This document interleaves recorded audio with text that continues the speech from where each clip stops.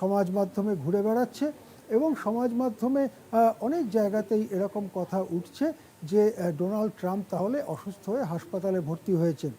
এমনিতে Donald Trump যে খুব সুস্থ তা বলা যাবে না। ৭৯ বছর বয়স হয়েছে এই নেতার। তিনি শারীরিক নানা অসুস্থতায় ভুগছেন। এর আগে দেখা গেছে তার চেয়ারে বসতে বা চেয়ার থেকে উঠতে যথেষ্ট কষ্ট হচ্ছে। তিনি বিমান থেকে যখন সিঁড়ি দিয়ে নামছেন তখন যথেষ্ট কষ্ট করে তিনি নামছেন।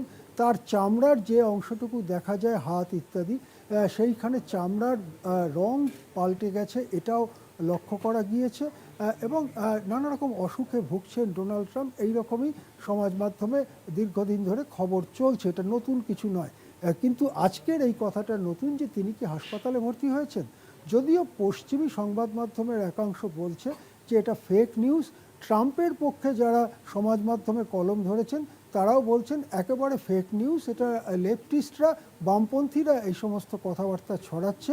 ট্রাম্প যথেষ্ট সুস্থ আছেন, ট্রাম্প তার নিজের অফিসেই আছেন, নিজের ঘরে তিনি নিজের যে অফিস ঘর সেখানে তিনি অনেকক্ষণ সময় কাটিয়েছেন ইত্যাদি ইত্যাদি। তারা আবার এটার বিরুদ্ধে কথা বলছে।